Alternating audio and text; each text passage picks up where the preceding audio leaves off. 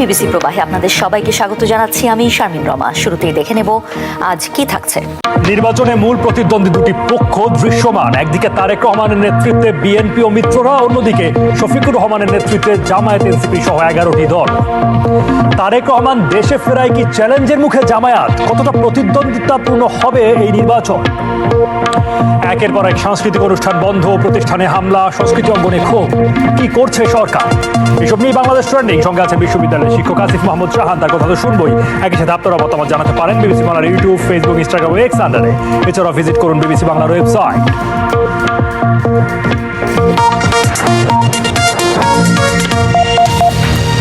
জাতীয় সংসদ নির্বাচনে মনোনয়নপত্র দাখিলের সময় শেষ হলো সোমবার। শেষ দিকে এসে ক্রমশ দৃশ্যমান হয়েছে আগামী নির্বাচনের মূল প্রতিদ্বন্দ্বী দুটি পক্ষ, যেখানে এক পক্ষে রয়েছে বিএনপি ও তার সমমনা দলগুলো, অন্য পক্ষে জামায়াত সহ 11টি দলের জোট। বিশেষ করে জামায়াতে ইসলামীর নেতৃত্বে 11 দলীয় জোটে গণঅভ্যুত্থানে নেতৃত্বদানকারী ছাত্রদের দল এনসিপি যোগ দেওয়ার পর এই মেরুকরণ এখন বেশ স্পষ্ট। বছর জুড়ে রাজনৈতিক অঙ্গনে আলোচিত ছিল এনসিপি। দলটিকে বিএনপি ও জামায়াতের পর বিশেষ গুরুত্ব দিয়ে দেখা হয়েছিল। ফলে তারা নির্বাচনে কোন পক্ষ নেয় নাকি নিজেরাই একটি পক্ষ হয়ে দাঁড়ায় তা নিয়ে কৌতূহল ছিল অনেকের। তবে শেষ মুহূর্তে নানা আলোচনা সমালোচনার মধ্যে জামায়াতের সাথে আসন সমঝোতায় গেছে এনসিপি। এছাড়া আরও 7টি ধর্মভিত্তিক দল নিয়ে আগে থেকেই 8 দলীয় জোট গড়ে তুলেছিল জামায়াত ইসলামী। এই জোটের নেতা হিসেবে সামনে রয়েছেন জামায়াতের আমির শফিকুর রহমান। অন্যদিকে যুক্তরাজ্যে নির্বাসন থেকে দেশে ফেরা তারেক রহমানের নেতৃত্বে ভোটের মাঠে রয়েছে বিএনপি ও মিত্র দলগুলো। মিত্রদের মধ্যে কেউ কেউ বিএনপিতে যোগ দিয়ে ধানের শীষ প্রতীকেই লড়ছেন। অন্য মিত্রদের কয়েকটি আসনে প্রার্থী না দেওয়ার ঘোষণা দিয়েছে বিএনপি। এর বাইরে জাতীয় পার্টি ও বামপন্থী দলগুলো নিজ নিজ প্রতীকে নির্বাচন করছে। তবে রাজনৈতিক বিশ্লেষকদের মতে ত্রয়োদশ সংসদ নির্বাচনে বিএনপি ও জামায়াত ইসলামী হবে মূলত একে অপরের প্রধান প্রতিপক্ষ। আমাদের সঙ্গে রয়েছেন বিশ্ববিদ্যালয়ের শিক্ষক আসিফ মাহমুদ শাহান। তার কথা শুনতে চাই। এই প্রসঙ্গে জানতে চাই, এই যে 2025 সাল শেষ হতে চললো, শেষ পর্যন্ত বিএনপি এবং জামায়াতের নেতৃত্বে এমন নির্দিষ্ট মেরুকরণ হতে যাচ্ছে, বছর জুড়ে রাজনীতির গতিপথ দেখলে এটা কি স্বাভাবিক নাকি একটা সারপ্রাইজ বলে মনে হয়? দেখুন, এইটা একই সাথে স্বাভাবিক এবং একই সাথে সারপ্রাইজ আমি বলবো। কারণ যেটা হচ্ছে যে এই ধরনের একটা সন্দেহ অনেকেই করেছিলেন যে এনসিপি শেষ পর্যন্ত ওইদিকেই যাবে। কিন্তু যে জায়গাটায় এটা সারপ্রাইজ, দ্যাট এনসিপির নেতৃবৃন্দ যারা ছিলেন বা নেতারা যারা ছিলেন, তারা যখন এনসিপি প্রতিষ্ঠা করেছিলেন তখন যে প্রমিসটা করেছিলেন, সেই প্রমিসটা ছিল অনেক বেশি মধ্যপন্থী, সেই প্রমিসটা ছিল অনেক বেশি অন্তর্ভুক্তিমূলক রাষ্ট্রের কথা। এবং সেখানে তারা বলেছিলেন যে বিভিন্ন সময়ই তারা বলেছিলেন যে তারা এই দুটো পার্টি থেকেই আলাদা থাকবে। সো সেটাকে যদি আমি ওইভাবে, মানে ফেব্রুয়ারিতে এনসিপি যে জায়গায় ছিল, যে পজিশনটা তার ছিল, সেই জায়গা থেকে যদি আমি দেখি তাহলে এটা সারপ্রাইজ। আর যদি আপনি একটা জিনিস খেয়াল করেন, এনসিপি থেকে রিলেটিভলি মধ্যপন্থী বা সেন্টার থেকে একটু লেফটের যে নেতারা ছিলেন, তারা কিন্তু আমরা গোড়া থেকেই দেখেছি এদের অনেকে এনসিপি গঠন করার পরে এখান থেকে সরে গেছেন। এটা কিন্তু ফর দ্য ফার্স্ট টাইম যে সরে যাচ্ছেন তা কিন্তু না। এর আগে আমরা অলিক মিরিকে দেখেছি, অনিক রায়কে দেখেছি, তুহিন খানকে দেখেছি, যারা একটা অন্য ঘরানার ছিলেন, তারা এখান থেকে সরে গেছেন। সো এনসিপির যে একটা রাইটওয়ার্ড শিফট হচ্ছিল সেটা পরিষ্কার। আমার ধারণা বাকি যারা ছিলেন তারা এটাকে অনেকাংশেই রোধ করার চেষ্টা করেছেন বা একটা মাঝামাঝি জায়গায় চেষ্টা করেছেন। কিন্তু জামাতের সাথে জোটে যাওয়াটা তাদের অনেকের জন্যই লাস্ট স্ট্র, আমরা যেটা বলি সেটাই লাস্ট স্ট্র। সো সেই জায়গায় এসে পার্টি আজকে এইখানে এসেছে। তাহলে এই যে যুক্ত হওয়াটা, যেটা নানান আলোচনার জন্ম দিয়েছে, অনেকে পদত্যাগও করেছেন, এর মধ্যেই করেছেন, দলটির জন্য এই জোটের অংশটা, যদি তারা বলছে এটা আদর্শিক জোট নয়, নির্বাচনী জোট, মানে নির্বাচনকে সামনে রেখে অল্প কয়েকদিনের জোট হয়তো, এটা তাদের রাজনৈতিক ভবিষ্যতে কি প্রভাব রাখতে পারে? আমার ব্যক্তিগত মতামত, এটা কোনো ভালো প্রভাব রাখবে না। কেন আমি বলি যে যে যুক্তিগুলো তারা দিচ্ছে, অস্তিত্ব হুমকির মুখে পড়তে পারে নির্দিষ্ট করে বলতে। অস্তিত্ব হুমকির মুখে পড়তে পারে যদি কয়েকটা ঘটনা ঘটে। মানে আপনি যদি এই পার্টিটা হচ্ছে, আমরা এই ধরনের পলিটিক্যাল পার্টিকে বলি মুভমেন্ট পার্টি। কোনো একটা মুভমেন্টের মধ্য থেকে সে উঠে আসে এবং তারপরে সে মুভমেন্টের যে গোলটা সেটাকে সে পলিটিক্যাল ডোমেন এস্টাবলিশ করার চেষ্টা করে। এই আম আদমি পার্টি যেমন ভারতের আছে, সেটা হচ্ছে এরকম একটা পার্টি। এই ধরনের পার্টিগুলো এত সহজে হচ্ছে গিয়ে কোনো জোট বা এরকম কিছুতে যায় না। তারা যেটা করে, তারা সোসাইটিতে বা পলিটিক্যাল স্পেসে তার জায়গাটা তৈরি করবার চেষ্টা করে। সো এই কাজটা আনফর্চুনেটলি আমরা এনসিপিকে একদমই করতে দেখিনি।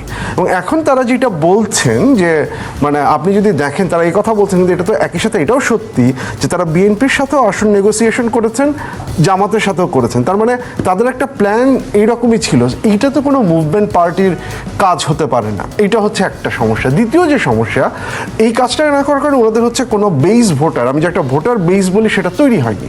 তাহলে ওনারা যখন নির্বাচনে দাঁড়াবেন এবং তাদের যে খুব সামান্য যে বেস ভোটার আছে 2 থেকে 4%, তাদের অনেকেই এই সিদ্ধান্তে অসন্তুষ্ট, এবং যদি সেটা আরও কমে যায়, যেটা খুব স্বাভাবিক কমে যাওয়াটা, তাহলে নেক্সট নির্বাচনে তাদের জিততে হবে জামাতের ভোটের উপরে নির্ভর করে। তা আপনার অর্গানাইজেশন নাই, সেটা তাদের জামাত নির্ভরতা আরও বাড়াবে। আপনার অর্গানাইজেশন নাই, আপনি হচ্ছে গিয়ে আপনি ঠিক কোন আইডিয়া বা কোন আইডিওলজিটাকে আপনি এমব্রেস করেছেন সেটাকে আপনি ক্লিয়ার করতে পারেননি। আপনি যদি নির্বাচনে জেতেনও, যদি এই জোট ক্ষমতায় আসেও, আপনি আসছেন জামাতের ভোটের উপর নির্ভর করে, তাহলে আপনার আসলে কি আর স্বতন্ত্র কোনো অবস্থান বা স্বতন্ত্র কোনো উপস্থিতি থাকে কিনা? এই প্রশ্ন রাখছেন, এই প্রশ্নের মুখে এনসিপি পড়ছে এখন। অবশ্যই। এবং যে মেরুকরণের কথা আমরা বলছি, বিএনপি নেতৃত্বাধীন অন্যান্য দলগুলো, জামায়াত এবং জামায়াত নেতৃত্বাধীন অন্যান্য দলগুলো, এই মেরুকরণটা আবার সেই রাজনীতির গতিপথের কথা যদি বলি, এই মেরুকরণটা আপনি ধারণা করতে পেরেছিলেন কিনা? বা রাজনীতির গতিপথে অনেকগুলো দল, অনেক মতের যেই সমাবেশ আনাগোনা দেখা গেছিল, নির্দিষ্ট দুটি লাইনে, নির্দিষ্ট দুটি পতাকা তলে আসলে সমবেত হওয়াটা। দেখুন, মানে আমরা অনেকেই একটা তৃতীয় ধারার রাজনীতির কথা বলেছিলাম। এই যে বর্তমানে যে অবস্থাটা হচ্ছে সেটাকে মাথায় রেখে, যে আপনি যখন হচ্ছে আইডিওলজিক্যাল স্পেকট্রামকে এভাবে 2 ভাগে ভাগ করে দেন, তখন সংঘর্ষ একদম মোটামুটি অনিবার্য হয়ে ওঠে। আবার কেবল আইডিওলজির জায়গা থেকে দেখার সুযোগ কতখানি, সেই প্রশ্নও থাকে। না, সেটা যেমন থাকে, কিন্তু আমার ভয় যেমন তার এলডিপি নিয়ে জামায়াতের এই জোটে যোগ দিয়েছে, এলডিপি, হ্যাঁ, সেটা একটা ব্যাপার। কিন্তু আরেকটা যেটা খুব গুরুত্বপূর্ণ প্রশ্ন, যে আপনি কি আশা করেছিলেন? ধরুন এরকম এই নির্বাচনটা আসলে কি নিয়ে হওয়া উচিত ছিল? হওয়া তো উচিত ছিল হচ্ছে, আমরা দেখতে পাচ্ছি যে মানুষের বর্তমানে এই সমস্যাগুলো আছে, এই 2টা জোটের মধ্যে কোন জোটটা বেটার অল্টারনেটিভটা অফার করবে। মানে ভোটারদের হাতে তো আপনি সেটা নিয়ে বিতর্ক হওয়া উচিত ছিল, যে আমার এমপ্লয়মেন্টের অবস্থা খারাপ, আমি সেটা কীভাবে ঠিক করব, আমার অর্থনীতির অবস্থা খারাপ, সেটা কীভাবে ঠিক করব। আনফর্চুনেটলি এই 2 দল এবং যে জায়গাটা আমরা এসে দাঁড়িয়েছি, সেইখানে আমার খুব ধারণা এই ঘটনাটা আর ঘটবে না। এখন যেটা হবে হচ্ছে যে কে প্রো রিফর্ম, এন্টি রিফর্ম, কে জুলাইয়ের সাথে গাদ্দারি করেছে, কে জুলাইয়ের সাথে গাদ্দারি, বাইনারিতে চলে আসে। আমরা আবারও সেই বাইনারিতে চলে যাচ্ছি, যেটা আবার ওই সংঘর্ষ বাড়ানোতে একটা বড় ভূমিকা রাখতে পারে। নতুন বছর হতে যাচ্ছে, নির্বাচনের বছর। 12 ফেব্রুয়ারি নির্বাচন, ত্রয়োদশ জাতীয় সংসদ নির্বাচন বাংলাদেশের। এখানে মুখোমুখি রাজনৈতিক দল বিএনপি এবং বাংলাদেশ জামায়াতে ইসলামী। কিন্তু কতটা প্রতিদ্বন্দ্বিতাপূর্ণ হবে এই নির্বাচন? অর্চয়ন লীলার প্রতিবেদনে বিস্তারিত। 2026 সালের নির্বাচন ঘিরে বাংলাদেশের সক্রিয় রাজনৈতিক দলগুলোর প্রস্তুতি হিসেব নিকেশ চলছে। ডিসেম্বর মাসের শেষ দিকে এসে জাতীয় নাগরিক পার্টি বা এনসিপি, ইসলামী আন্দোলন, এলডিপি সহ 10 দলের নির্বাচনী সমঝোতা ঘোষণা করেছে বাংলাদেশ জামায়াতে ইসলামী। এই জোটের অনেকেই একটা সময় বিএনপি ও সমমনা জোটের শরিক হলেও আসন্ন নির্বাচনে তারা মুখোমুখি অবস্থানে। এই দুটো দলের মধ্যে তীব্র প্রতিদ্বন্দ্বিতা হবে, একটা বাইপার্টিজান ফাইট হবে। 60% সুন্দর শুদ্ধ ভোটও যদি হয়, কঠিন প্রতিদ্বন্দ্বিতা হবে, কারো জন্য খুব ইজি মাঠ নেই। বিএনপি জামাতের সাথে যদি জাতীয় পার্টি প্রতিদ্বন্দ্বিতা করতে পারে, তাহলে মনে করি যে ভারসাম্যতা থাকবে। আওয়ামী লীগ সরকারের পতনের পর থেকে বিএনপি শক্তিশালী অবস্থানে থাকলেও 1 বছরের বেশি সময়ে চাঁদাবাজি, দখল, কোন্দল, মাঠ পর্যায়ে দলীয় নিয়ন্ত্রণের ঘাটতি, শীর্ষ নেতার দেশে না থাকা, এমন অনেক সমালোচনা এসেছে দলটির বিরুদ্ধে। যদিও তারা অনেক ক্ষেত্রে সেগুলোকে বিরোধী পক্ষের প্রচারণা হিসেবে উল্লেখ করে। তবে এখন বিএনপির ভারপ্রাপ্ত চেয়ারম্যান তারেক রহমান দেশে ফেরার পর রাজনীতির গতিপথ অনেকটাই পরিবর্তন হয়েছে বলে মনে করছেন অনেক বিশ্লেষক। প্রথমে মনে হয়েছিল যে জামাত একটা বিশাল প্রবল শক্তি নিয়ে ময়দানে হাজির হচ্ছে, কিন্তু যতই দিন যাচ্ছে ততই মনে হচ্ছে যে তাদের প্রাবল্যটা একটু কমে আসছে। সেই অবস্থাটার একটা বড় পরিবর্তন হয়েছে তারেক রহমান দেশে ফেরার পর। বিএনপি একটা শক্তি বড় দল এবং এর একটা ব্যাপক গণভিত্তি আছে। সুতরাং বিএনপির সঙ্গে ফাইট করে জামাত পার হয়ে যাবে, এটা মনে করার খুব যুক্তিসঙ্গত কারণ নেই। অতীতের অনেক নির্বাচনে বাংলাদেশ জামায়াতে ইসলামী জোটের হিসেবে প্রাসঙ্গিক থাকলেও খুব বেশি আসনে কখনো জয় পায়নি। তাদের বিরুদ্ধে মুক্তিযুদ্ধ বিরোধিতা, বিভিন্নভাবে অন্য দলের ওপর পরোক্ষ প্রভাব, গুপ্ত রাজনীতি, নির্বাচন পেছানোর চেষ্টা, ধর্মকে রাজনৈতিকভাবে ব্যবহার, নারী প্রার্থী না থাকা, এমন বিভিন্ন অভিযোগ তোলা হয়। যদিও এই বিষয়গুলোর অনেক কিছুই দলটি অস্বীকার করে। তবে 2024-এ গণ অভ্যুত্থানের পর থেকে রাজনীতির মাঠে অনেকটা সংগঠিতভাবে নিজেদের উপস্থাপন করেছে দলটি। বিশেষত বিভিন্ন বিশ্ববিদ্যালয়ের ছাত্র সংসদ নির্বাচনে ইসলামী ছাত্র শিবিরের একচেটিয়া জয়ের পর আরও আত্মবিশ্বাস দেখা গেছে জামায়াতে ইসলামীর। এখন ইসলামী দলগুলোর পাশাপাশি জুলাই আন্দোলন থেকে উঠে আসা এনসিপির জোট বিএনপির জন্য চ্যালেঞ্জ তৈরি করছে। বিএনপি 7ই আগস্ট একটা নির্বাচন ক্লেম করছিল পল্টনে। 3-6 মাসের মধ্যে নির্বাচন হলে বিএনপির বিজয় ছিল একেবারে নিশ্চিত। কিন্তু আজকে 17 মাস পর তরুণ ভোটার এবং জুলাই চেতনার পক্ষে যারা, সেই সব বিবেচনায় গত 15 মাসের অ্যাক্টিভিটিস দেখলে কোনো সন্দেহ নাই যে বিএনপির জন্য মাঠটা স্মুথ, মসৃণ, বিজয়ের জন্য একেবারে মসৃণ নেই, কঠিন প্রতিদ্বন্দ্বিতা সুনিশ্চিত। জুলাই চেতনা বিরোধী হওয়া সত্ত্বেও যদি কেউ ক্ষমতায় আসে বা পাশ করে, তাহলে আমার কাছে মনে হবে ইলেকশন ইঞ্জিনিয়ারিং একটা বিষয় নিয়ে প্রশ্ন আসতে পারে। জুলাই অভ্যুত্থানের বিরুদ্ধে না থাকলেও আওয়ামী লীগের ভোট ব্যাংকের দিকে নজর রয়েছে বিএনপি জামায়াত উভয়েরই। সে সময়ের সম্মুখ সারিতে থাকা ও বিকল্প শক্তি হিসেবে যাত্রা শুরু করা এনসিপি এখন জামায়াতের সাথে জোট গঠন করায় খোদ দলটিরই কিছু অংশের মধ্যে বিতর্ক ও ভাঙন দেখা দিয়েছে। আর এর সাথে নির্বাচনী লড়াইতে কার্যত বিএনপি জামায়াতই হচ্ছে মূল প্রতিদ্বন্দ্বী। জামাত বা বিএনপি তারা যেভাবে নির্বাচনটাকে নিয়েছে, তারা ডু অর ডাই ব্যাটেল এক ধরনের। বিএনপি এসে বড় দল হিসেবে তাকেও ভাবতে হবে যে সে ক্ষমতা দখল করে ফেলছে। এইটা খুব বিএনপির পক্ষে কুইক ভাবা সম্ভব না, বরং তাকে অনেক চ্যালেঞ্জের মধ্যে দিয়েই আগাইতে হবে। আর জামাত তার অ্যাজ ইউজুয়াল পলিটিক্স সে করছে। তাদের একটা বড় ট্যাগ হলো 71। যতই তারা শক্তি অর্জন করুক, কিন্তু ওই ট্যাগের একটা কুফল তাদের উপরে থাকবে। বিগত 3টি বিতর্কিত নির্বাচনে যেখানে ক্ষমতাসীন আওয়ামী লীগের একচ্ছত্র আধিপত্য ছিল, সেই দল আসন্ন নির্বাচনে অংশ নিতে পারবে না। এর পেছনে আওয়ামী লীগের বিতর্কিত ভূমিকার দায় থাকলেও বড় দল হিসেবে নির্বাচনে অংশ নিতে না পারায় সমালোচনা রয়েছে। আর সার্বিক নিরাপত্তা নিশ্চিতে ব্যর্থতায় অন্তর্বর্তী সরকারের সমালোচনাও রয়েছে যে আদৌ কতটা সুষ্ঠু ভোট তারা নিশ্চিত করতে পারবে। এখন ভোটের মাঠে প্রকৃত প্রতিযোগিতা কতটা হবে তা নির্ভর করবে নির্বাচনকালীন পরিবেশ, প্রশাসনিক নিরপেক্ষতা এবং ভোটার উপস্থিতির ওপর। অর্চিয়তন্দ্রিলা, বিবিসি নিউজ বাংলা। বিশ্ববিদ্যালয়ের শিক্ষক আসিফ মোহাম্মদ শাহান রয়েছেন সঙ্গে। বিএনপি ভারপ্রাপ্ত চেয়ারম্যান তারেক রহমান মাঠে নেমে যাওয়ার পর জামায়াত কতটা চ্যালেঞ্জের মুখে, এবং সেটা এই নির্বাচনী মাঠটাকে ঠিক সমতল রাখতে পারবে কিনা, একপেশে হয়ে যাওয়ার ঝুঁকি থাকে কিনা? ধন্যবাদ। এখনও আনফর্চুনেটলি এখনও আমাদের হাতে আসলে সত্যিকার অর্থে কোনো ডেটা নেই। আমাদের যেটাই বলতে হবে সেটাই বলতে হবে হচ্ছে কাইন্ড অফ পারসেপশন বা এটার উপরে। এখন পর্যন্ত যেটা পরিষ্কার যে নির্বাচনটা যতটা সহজ ভাবা হয়েছিল, নির্বাচনটা ততটা সহজ হবে না। তারেক রহমান আসার পরে এটার কি ইম্প্যাক্ট পড়বে, আমার কাছে মনে হয় সেটা ডিপেন্ড করবে তারেক রহমান আসলে কি করেন। এইটা সত্যি কথা যে তারেক রহমান আসার ফলে তার দলের যারা সদস্য তারা খুব এনার্জাইজ হয়েছেন। আমরা যেটা বলি যে পার্টির যে বেইস, সে বেইসটা প্রচণ্ড এনার্জাইজ। তারা ভোট দিতে যাবেন, তারা বিভিন্ন ধরনের কাজকর্ম করবেন, এইটা ঠিক আছে।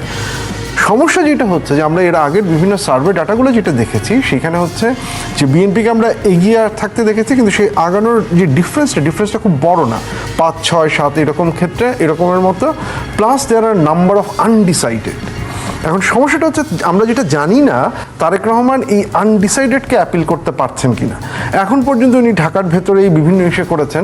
তারেক রহমান কি বক্তব্য রাখলেন, সেই বক্তব্যটা এই আনডিসাইডেড যে ভোটার যারা আছেন বা সুইং ভোটার আমরা যাদেরকে বলি, তাদের কাছে এটাকে কিভাবে রিয়্যাক্ট করছে সেটার উপরে ডিপেন্ড করবে। কারণ এই আনডিসাইডেড ভোটাররা একটা পসিবিলিটি আছে তারা জামাতের দিকে ঝুঁকতে পারে। এখন তারেক রহমানের একটা বড় চ্যালেঞ্জ হচ্ছে সেটাকে আটকানো। এবং এটার জন্য যেমন ধরেন আপনি যদি জামাতকে দেখেন, জামাতের কিন্তু কোনো পলিসি নাই, জামাত কিন্তু কোনো পলিসি প্রেজেন্ট করেনি। এই যে বিএনপি ফ্যামিলি কার্ড বলেন বা যাই বলেন, যা যা বলেছে, বা এনসিপিও যে তার 24 দফা বলেছে, জামাতের হাতে কিন্তু কিছু নাই। জামাত দুটো জিনিসের উপরে ইসা করছে, একটা হচ্ছে দুর্নীতি কমাতে হবে, তাই সৎলোক লাগবে, আমরা সৎলোক, আর কাউকে তো আমাদেরকে কখনো দেখেননি, হ্যাঁ আমাদেরকে দেখেননি কখনো, আমাদেরকে দেখেন, আমাদেরকে একটা সুযোগ দেন। এই দুইটাই হচ্ছে তার মেইন পয়েন্ট। এখন তারেক রহমান ভবিষ্যতে এই লজিকটাকে বা এই যে স্ট্র্যাটেজিটা, এইটাকে উনি কিভাবে ভাঙবেন সেটার উপরে ডিপেন্ড করবে হচ্ছে নির্বাচনটা কি একপেশে হবে না প্রতিদ্বন্দ্বিতাপূর্ণ হবে। উনি যদি এটাকে ভাঙতে না পারেন তাহলে প্রতিদ্বন্দ্বিতা অনেক বেশি হবে, এবং আর যদি সেটাকে উনি কোনোভাবে ভাঙতে পারেন বা মানুষজন যদি সেই লজিকটাকে অ্যাকসেপ্ট না করে, তারা যদি ভরসা রাখে বিএনপির বা ধানের শীষের উপরই, তাহলে খুব বেশি প্রতিদ্বন্দ্বিতা হবে না। এরকম একটা জায়গায় আমরা দাঁড়িয়ে আছি। সম্প্রতি বাংলাদেশের সাংস্কৃতিক প্রতিষ্ঠান কিংবা কর্মসূচিতে হামলা ভাঙচুরের ঘটনায় উদ্বেগের পরিবেশ তৈরি হয়েছে। দেশের বিভিন্ন স্থানে বেশ কয়েকজন সাংস্কৃতিক কর্মী আক্রান্তও হয়েছেন। নিরাপত্তার কারণে টানা দ্বিতীয় বছরের মতো পিক সিজনে উন্মুক্ত কনসার্ট এবং সাংস্কৃতিক অনুষ্ঠান বাতিলের ঘটনাও ঘটছে। কেন এমন পরিস্থিতি তৈরি হলো, আর এমন পরিস্থিতিতে সরকারি বা কী পদক্ষেপ নিয়েছেন, জানাচ্ছেন সজল দাস। তবলা, হারমোনিয়াম, তানপুরা ভেঙে তছনছ সবকিছুই। আগুন দিয়ে পুড়িয়ে দেওয়া হয়েছে গুরুত্বপূর্ণ নথি, বই ও আসবাব। গত 18 ডিসেম্বর গভীর রাতে দেশের ঐতিহ্যবাহী সাংস্কৃতিক সংগঠন ছায়ানট ভবনে হামলার ঘটনা ঘটে। ইনকিলাব মঞ্চের আহ্বায়ক শরীফ ওসমান হাদির মৃত্যুর খবরে ক্ষোভ বিক্ষোভের মধ্যে একদল লোক হামলা করে প্রথম আলো, ডেইলি স্টার সহ সাংস্কৃতিক সংগঠনের এই ভবনটিতেও। এই ঘটনার পর থেকেই সব ধরনের কার্যক্রম বন্ধ রেখেছে সংগঠনটি। প্রায় 2 সপ্তাহ পর সরেজমিন ছায়ানট ভবনে গিয়ে দেখা যায় র্যাব পুলিশের সরব উপস্থিতি। খোঁজ নিতে আসা অনেককেই গেট থেকে ফিরিয়ে দিচ্ছেন প্রতিষ্ঠানটির দাপ্তরিক দায়িত্বে থাকা কর্মীরা। ছায়ানট ভবনে হামলার পরদিনই আগুন লাগে ঢাকার তোপখানা রোডে সাংস্কৃতিক সংগঠন উদীচী শিল্পী গোষ্ঠীর কেন্দ্রীয় কার্যালয়ে। এরপর থেকেই প্রতিবাদ হিসেবে জাতীয় প্রেস ক্লাবের সামনে মেট্রো স্টেশনের নিচেই ফুটপাতে নিজেদের কার্যক্রম চালাচ্ছে সংগঠনটি। প্রায় 1.5 বছরে যতগুলো অঘটন ঘটেছে, বিভিন্ন জায়গায় হামলা, বিভিন্ন জায়গায় মব, মানুষ হত্যা, কোনো কিছুরই দায় গ্রহণ করছে না এই সরকার। এটা সবচেয়ে ভয়াবহ ঘটনা। গত বছরের নভেম্বরে ঢাকায় শিল্পকলা একাডেমিতে নাটকের মঞ্চায়ন বন্ধ এবং মানিকগঞ্জ ও সিলেটে বাউলদের উপর হামলার ঘটনাও নানা আলোচনার জন্ম দিয়েছিল। এছাড়া দেশের বেশ কয়েকটি স্থানে কনসার্ট, মঞ্চনাটক এবং লোকসঙ্গীতের আসর বন্ধ হয়ে যায় বাধার মুখে। সংস্কৃতিকে একটি জাতির দর্পণ হিসেবে উল্লেখ করা হয়, কিন্তু সম্প্রতি বাংলাদেশে বিভিন্ন সাংস্কৃতিক প্রতিষ্ঠানে একের পর এক হামলা, ভাঙচুর, অগ্নিসংযোগের ঘটনা, বাউলদের উপরে হামলা কিংবা একের পর এক সাংস্কৃতিক অনুষ্ঠান বন্ধের ঘোষণা এই অঙ্গনের মানুষের মধ্যে গভীর উদ্বেগের জন্ম দিয়েছে। এমনকি সাংস্কৃতিক অঙ্গনের নিরাপত্তা রক্ষায় সরকারের ভূমিকা নিয়েও প্রশ্ন তুলেছেন অনেকে। সংস্কৃতি কর্মীদের অনেকেই বলছেন, কার্যক্রমে বাধা কিংবা হামলার ঘটনা এক ধরনের ভয়ের আবহ তৈরি করেছে, যার ফলে সংস্কৃতি চর্চায় ভাটা পড়েছে দেশ জুড়েই। স্বল্প পরিসরে কিছু কার্যক্রম দিয়েই সময় পার করছেন তারা। বাংলাদেশে অন্তর্বর্তী সরকার ক্ষমতায় আসার পর শিল্পকলা একাডেমির মহাপরিচালক হিসেবে দায়িত্ব পেয়েছিলেন অধ্যাপক সৈয়দ জামিল আহমেদ। পরে শিল্পকলার কাজে মন্ত্রণালয়ের অযাচিত হস্তক্ষেপের অভিযোগ এনে সেখান থেকে পদত্যাগ করেন। তিনি মনে করেন, সাংস্কৃতিক প্রতিষ্ঠানগুলোতে সাম্প্রতিক হামলার এসব ঘটনার পেছনে একক কোনো কারণ দায়ী নয়। শেখ হাসিনা যখন শাসন করছেন বা আওয়ামী লীগ যখন শাসন করছে, আমরা মনে করছি একটা সেকুলার রাষ্ট্র আছে, তখন ওই সেকুলার রাষ্ট্র, আমরা যারা সেকুলার রাষ্ট্রের পক্ষে ছিলাম, তার বিপরীতে একটা শক্তিতে গোপনে কিন্তু কাজ করে যাচ্ছে, এবং সেটা রাষ্ট্র ব্যবস্থা ওটা গিয়ে গায়ের জোরে শক্তি দিয়ে দমন করতে পারেনি। দমন করতে না পেরে এই বিস্ফোরণটা হয়েছে এখানে। এখন 15 বছর শাসনের ভেতর থেকে যদি রাষ্ট্র গায়ের জোরে না পারে, তাহলে রাষ্ট্র কিভাবে সম্মতি আদায় করবে? রাষ্ট্র সম্মতি আদায় করার সবচেয়ে বড় পথ হচ্ছে স্কুল, কলেজ, শিক্ষা ব্যবস্থা, গণমাধ্যম এবং তারপরে আমাদের যে সাংস্কৃতিক অঙ্গন এবং তারপর ধর্ম। এই সবের ভেতর থেকে কিন্তু রাষ্ট্র সম্মতি আদায় করার চেষ্টা করে, যে রাষ্ট্রের পক্ষে, তার মানে সেকুলার কালচারাল ন্যাশনালিজমের পক্ষে। এটা যদি রাষ্ট্রীয় মতবাদ হয়, আমরা মুজিববাদের কথা বাদ দিলাম, এটা সেকুলার রাষ্ট্র ব্যবস্থার পক্ষে, রাষ্ট্র সেটা যদি করতে ব্যর্থ হয়েছে। এমন প্রেক্ষাপটের জন্য দেশের রাজনৈতিক সংস্কৃতিকে দুষছেন সঙ্গীত শিল্পী ও লেখক অধ্যাপক নাশিদ কামাল। তার মতে, কেবল সাংস্কৃতিক অঙ্গন নয়, দীর্ঘদিনের বৈষম্য দেশের সব ক্ষেত্রেই একটি ভারসাম্যহীন পরিস্থিতি তৈরি করেছে। আমরা সংস্কৃতিটাকে এমনভাবে টেনে নিয়ে গেছি যে এটা একমুখী। এই যে 17 বছর আওয়ামী লীগ রুল ছিল, এখন জনগণের কাছে এটা একটা প্রক্ষেপণ। এটা সত্য নাও হতে পারে যে এই ধারাটা কেবলই মাত্র আমাদের পাশের দেশের অনুকরণের একটা ধারা। তো যখনই আমরা পাশের দেশের উপরে রাগ হচ্ছি, তখন এই শিল্পীদের উপরে গিয়ে সেই রাগটা প্রক্ষেপণ হচ্ছে। সে বাউল শিল্পী বলো, সে জেমসি বলো, সে ছায়ানটি বলো, উদীচী বলো। দেশের রাজনৈতিক পট পরিবর্তনের পর আইনশৃঙ্খলা পরিস্থিতির দুর্বলতার সুযোগ নিয়ে এক শ্রেণীর মানুষ ব্যক্তিগত বা গোষ্ঠীগত স্বার্থ হাসিলের চেষ্টা করছে বলে মনে করেন সাংস্কৃতিক কর্মীরা। যারা আসলে অনেক দীর্ঘকাল এসবের মধ্যে আছেন, তারা তাদের দায় পালন করার চেয়ে তাদের স্বার্থের দিকটা অনেক বেশি রেখেছেন। মূল রাজনৈতিক ধারা যেটি, বরাবরই বাংলাদেশে তারা নিজেদের স্বার্থের বিষয়টা দেখেছেন, মানুষকে দেখেননি, দেশকে দেখেননি, সংস্কৃতির কথা ভাবেননি। কিন্তু দেশের সাংস্কৃতিক চর্চার পরিবেশ স্বাভাবিক রাখতে কী পদক্ষেপ নিয়েছে সরকার? টেলিফোনে যোগাযোগ করা হলেও এ বিষয়ে কথা বলতে রাজি হননি সংস্কৃতি বিষয়ক মন্ত্রণালয়ের উপদেষ্টা মোস্তফা সরয়ার ফারুকী। যদিও ছায়ানটে হামলার পর সেখানে পরিদর্শনে গিয়ে তিনি জানিয়েছিলেন, গণতান্ত্রিক ট্রানজিশনই এখন সরকারের মূল লক্ষ্য। এটা অ্যাবসলিউটলি নির্বাচন বানচাল করার লক্ষ্য। আপনি দেখেন এটার সঙ্গে প্রতিবাদের কি সম্পর্ক? কারা প্রথম আলো, ডেইলি স্টার এবং ছায়ানটে এই কাজটা করেছে? যারা করেছে তারা ডেফিনেটলি বাংলাদেশের ডেমোক্রেটিক ট্রানজিশন চায় না। সাংস্কৃতিক কর্মীদের মতে পুলিশ দিয়ে ভবন রক্ষা করা যেতে পারে, তবে সামাজিক সচেতনতা এবং সহনশীলতা বৃদ্ধি ছাড়া এই সংকটের স্থায়ী সমাধান সম্ভব নয়। সজল দাস, বিবিসি নিউজ বাংলা। সঙ্গে আছেন বিশ্ববিদ্যালয়ের শিক্ষক আসিফ মোহাম্মদ শাহান, তার কাছে যাচ্ছি। সাংস্কৃতিক অনুষ্ঠানে হামলা বা এই প্রতিষ্ঠানগুলো টার্গেট হচ্ছে কেন, এটি একটি প্রশ্ন। আবার একই সঙ্গে সরকারের দিক থেকে কিছু কারণের কথা বলা হচ্ছে।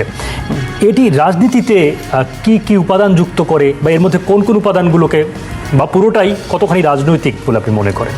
দেখুন, এখানে অবশ্যই রাজনীতির একটা খুব বড় ধরনের ভূমিকা আছে। কারণ আপনি এই যে ঘটনাগুলো আমরা যেটা দেখলাম, সেই ঘটনার সময়কালটা যদি দেখেন, আমরা দেখেছি হচ্ছে শরীফ ওসমান হাদির যে হত্যাকাণ্ডটা ঘটেছে এবং তারপরে যখন হচ্ছে তার মৃত্যুর ঘোষণাটা আসলো, তখন এই জায়গাটা থেকে এক ধরনের বক্তব্য দেওয়া হচ্ছিল। কিন্তু আপনি যদি একই সময় যদি দেখেন, আপনার মনে আছে যে রাজশাহী ইউনিভার্সিটিতে বা বিভিন্ন ইউনিভার্সিটিতে একটি রাজনৈতিক ছাত্র সংগঠনের নেতারা যেভাবে এই প্রতিষ্ঠানগুলোকে টার্গেট করে বক্তব্য দিয়েছেন, একটা রাজনৈতিক দলের নেতারাও হচ্ছে যেভাবে স্পেসিফিক্যালি আইডেন্টিফাই করেছেন এই জিনিসপত্রগুলোকে বা এই অর্গানাইজেশনগুলোকে, সেটা তো অফকোর্স একটা রাজনৈতিক স্বার্থ সিদ্ধির দিকে হচ্ছে ইঙ্গিত করে। সো এইটাতে হচ্ছে গিয়ে যেটা আমরা একটা কথা সত্যি যে আমরা একটা ট্রানজিশনের মধ্যে দিয়ে আছি।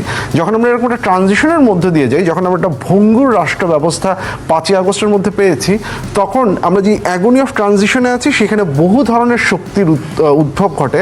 যারা মনে করে তারা যা ইচ্ছা তাই করতে পারে, সেরকম একটা শক্তির উদ্ভব ঘটেছে, ডানপন্থী একটা শক্তির উদ্ভব ঘটেছে, যারা যে কোনো একটা এই পলিটিক্যাল একটা ইনসিডেন্টকে অপরচুনিটি হিসেবে ব্যবহার করার চেষ্টা করছেন।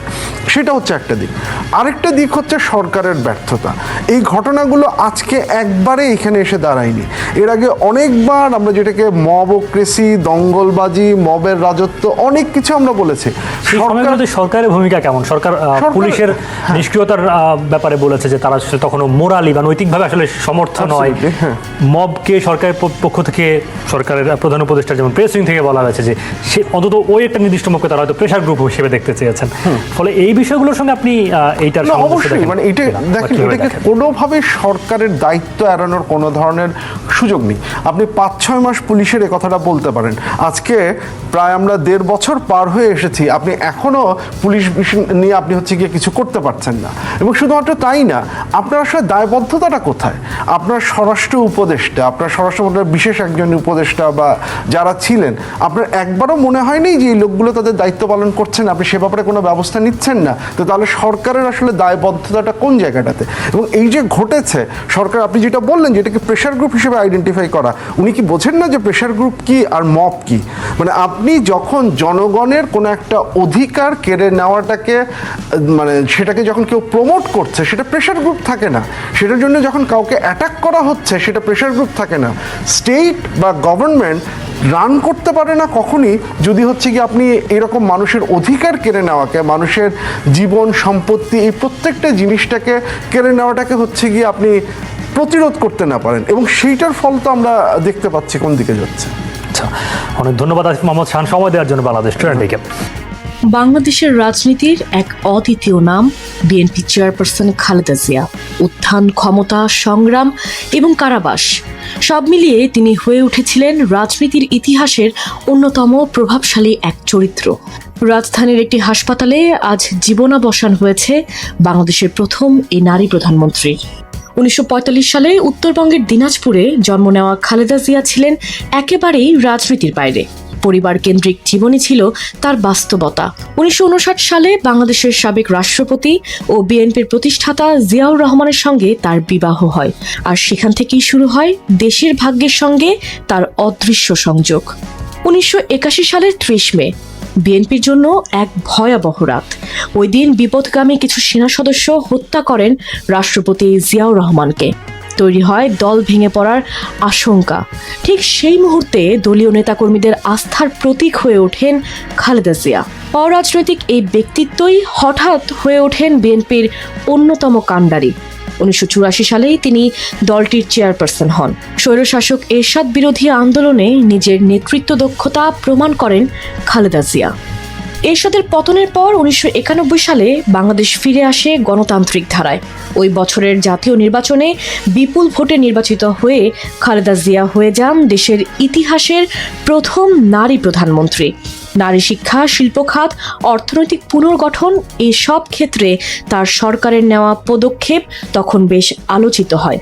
তবে রাজনৈতিক অস্থিরতা খালেদা জিয়াকে 1996 সালে ক্ষমতা থেকে সরে আসতে বাধ্য করে। কিন্তু রাজনৈতিক প্রজ্ঞার কারণে 2001 সালে তিনি আবারও রাষ্ট্র ক্ষমতায় আসেন। 2007 সালে তত্ত্বাবধায়ক সরকারের সময় গ্রেপ্তার করা হয় রাজনৈতিক এই নেত্রীকে। ওই সময়টায় নানা প্রলোভনের মধ্যে দেশ না ছাড়া এবং নিজের সিদ্ধান্তে অটল থাকার কারণে দলীয় নেতাকর্মীদের কাছ থেকে তিনি পান আপোষহীন নেত্রীর খেতাব। 2008 সালের নির্বাচনে ক্ষমতায় না আসলেও বিরোধী দলীয় নেতার দায়িত্ব পালন করেন খালেদা জিয়া। এরপর 2018 সালে শেখ হাসিনার সরকারের সময় দুর্নীতির মামলায় 5 বছরের সাজা পান তিনি। পরে অন্য মামলায় আরও শাস্তি যোগ হয়। স্বাস্থ্যের অবনতি, দলীয় আন্দোলন আর পরিবারের আবেদন সব মিলিয়ে 2020 সালে সাময়িক মুক্তি পেলেও রাজনীতির মাঠ থেকে তিনি কার্যত বিচ্ছিন্ন হয়ে পড়েন। কিন্তু 2024 সালে শেখ হাসিনা সরকারের পতনের মধ্য দিয়ে আবারও আলোচনার কেন্দ্রবিন্দুতে চলে আসেন তিনি। ত্রয়োদশ জাতীয় সংসদ নির্বাচনে 3টি আসন থেকে প্রতিদ্বন্দ্বিতা করার ঘোষণাও দেন, কিন্তু অসুস্থতার কাছে হেরে গেলেন 80 বছর বয়সী বিএনপি চেয়ারপারসন। খালেদা জিয়ার রাজনৈতিক যাত্রা ছিল আলো ছায়ার মতো। জয় পরাজয়, ক্ষমতা, কারাবাস সব মিলিয়ে তিনি ছিলেন এক অনন্য চরিত্র। দেশের রাজনীতির ইতিহাস যখনই লেখা হবে তার নামটি অবশ্যই আলাদা করেই লিখতে হবে সবাইকে। বাংলাদেশের রাজনীতিতে খালেদা জিয়ার উত্থান 1983 সালে। তার স্বামী জিয়াউর রহমান হত্যাকাণ্ডের পরে যখন বিএনপি বিপর্যস্ত অবস্থায়, তখন তিনি দলের হাল ধরেছিলেন। রাজনীতিতে আসার আগ পর্যন্ত খালেদা জিয়া ছিলেন একজন গৃহবধূ, কিন্তু গৃহবধূ থেকে রাজনীতিতে নেমে মাত্র 10 বছরের মধ্যেই বিএনপিকে ক্ষমতায় নিতে পেরেছিলেন তিনি। হয়েছিলেন বাংলাদেশের ইতিহাসের প্রথম নারী প্রধানমন্ত্রী। খালেদা জিয়ার পুরো নাম খালেদা খানম। তার পরিবারে তার ডাকনাম ছিল পুতুল। বিয়ের পরই তার স্বামীর নামের সাথে মিলিয়ে খালেদা জিয়া নাম নিয়েছিলেন বলে তার বোন সেলিমা ইসলাম জানিয়েছিলেন। বিএনপির দেওয়া তথ্য অনুযায়ী খালেদা জিয়ার জন্ম 1946 সালের 15ই আগস্ট তৎকালীন অবিভক্ত ভারতের জলপাইগুড়িতে। তাদের আদি ভিটা ছিল ফেনী জেলার ফুলগাজী উপজেলায়, তবে তারা স্থায়ীভাবে বসবাস করেছেন দিনাজপুর শহরের মুদিপাড়া এলাকায়। তার জন্ম তারিখ নিয়ে কিছুটা বিভ্রান্তি ও বিতর্ক আছে। পারিবারিকভাবে জানানো তথ্য অনুযায়ী তার জন্ম 15ই আগস্ট 1946 সালে, কিন্তু 1991 সালে প্রকাশিত জন্ম বৃত্তান্ত অনুযায়ী তার জন্ম 1945 সালের 19শে আগস্ট। সেনাবাহিনীর ক্যাপ্টেন জিয়াউর রহমানের সঙ্গে খালেদা জিয়ার বিয়ে হয় 1960 সালে। সে সময় থেকে 1981 দীর্ঘ 21 বছর খালেদা জিয়া ছিলেন মূলত একজন গৃহবধূ। 1981 সালের 30শে মে ব্যর্থ এক সামরিক অভ্যুত্থানে রাষ্ট্রপতি ও বিএনপির প্রতিষ্ঠাতা জিয়াউর রহমান চট্টগ্রাম সার্কিট হাউসে নিহত হওয়ার 7 মাসের মাথায় দলটির নেতাকর্মীদের অনুরোধে বিএনপিতে যোগ দেন খালেদা জিয়া। 1983 সালে দলটির সিনিয়র ভাইস চেয়ারম্যান আর 1984 সালে পার্টির চেয়ারম্যান হিসেবে নির্বাচিত হন বিনা প্রতিদ্বন্দ্বিতায়। সেই সময় রাষ্ট্র ক্ষমতায় জেনারেল এরশাদ, ক্ষমতাচ্যুত বিএনপি তখন অভ্যন্তরীণ কোন্দল এবং বিভিন্ন স্তরের নেতাদের দলত্যাগে চরমভাবে বিপর্যস্ত। এমন একটি কঠিন সময়ে এরশাদ সরকারের বিরুদ্ধে 9 বছরের আন্দোলনের মধ্য দিয়েই তিনি রাজনীতিতে নিজের এবং দলের একটা শক্তিশালী অবস্থান তৈরি করেন। 80-র দশকে এরশাদ সরকার বিরোধী আন্দোলনে খালেদা জিয়া গ্রেপ্তার হয়েছিলেন 3 বার। 1986 সালে এরশাদ সরকারের অধীনে সংসদ নির্বাচনে অংশ না নিয়ে আন্দোলন অব্যাহত রাখায় খালেদা জিয়ার পরিচিতি তৈরি হয় আপসহীন নেত্রী হিসেবে।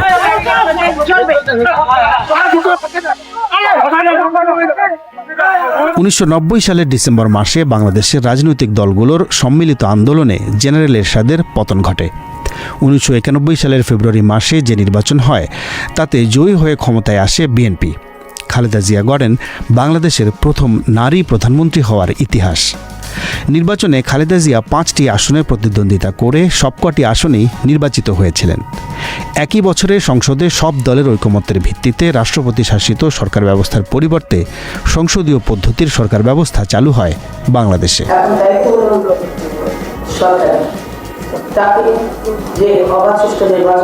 খালেদা জিয়ার নেতৃত্বে বিএনপির এই প্রথম সরকারের শেষ দিকে সাধারণ নির্বাচন পরিচালনার জন্য তত্ত্বাবধায়ক সরকারের দাবিতে আন্দোলন গড়ে তুলেছিল আওয়ামী লীগ সহ বিভিন্ন রাজনৈতিক দল। সেই আন্দোলনের মুখে 1996 সালের 15 ফেব্রুয়ারি একটি বিতর্কিত নির্বাচনের মাধ্যমে খালেদা জিয়া আবার প্রধানমন্ত্রী হয়েছিলেন। তবে এই সংসদে তত্ত্বাবধায়ক সরকার ব্যবস্থা চালু করে নির্বাচন পরিচালনার জন্য সেই সরকারের কাছে ক্ষমতা হস্তান্তর করেন খালেদা জিয়া। এরপর 1996 সালের নির্বাচনে তার দল পরাজিত হলে তিনি সংসদে বিরোধী দলীয় নেতার আসনে বসেছিলেন।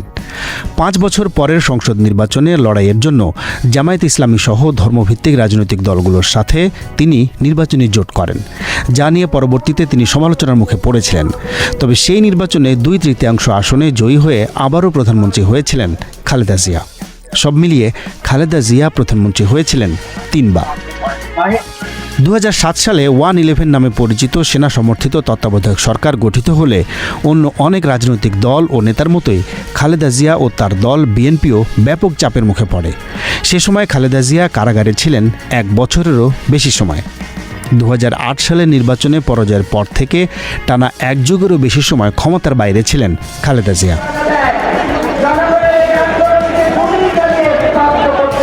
আওয়ামী লীগ সরকার 2011 সালে তত্ত্বাবধায়ক সরকার ব্যবস্থা বাতিল করলে খালেদা জিয়া বিএনপি সহ তাদের জোটের নেতৃত্ব দিয়ে তত্ত্বাবধায়ক সরকার ব্যবস্থা ফিরিয়ে আনার দাবিতে আন্দোলনে নেমেছিলেন।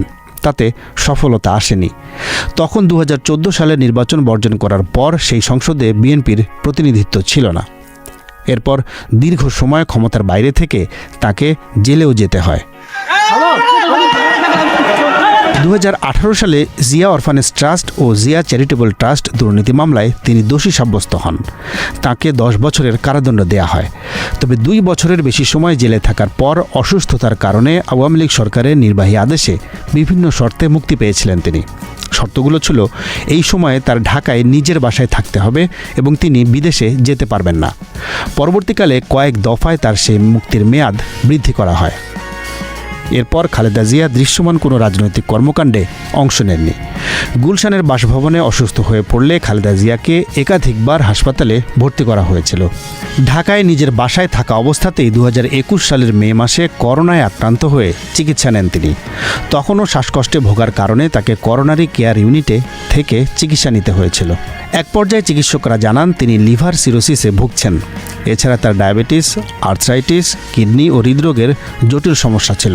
বিদেশে উন্নত চিকিৎসার জন্য খালেদা জিয়ার পরিবারের সদস্যরা একাধিকবার আবেদন করলেও সরকারের পক্ষ থেকে বলা হয়েছিল সাজাপ্রাপ্ত আসামি হওয়ায় আইনগত কারণে এক্ষেত্রে সরকারের কিছু করার নেই।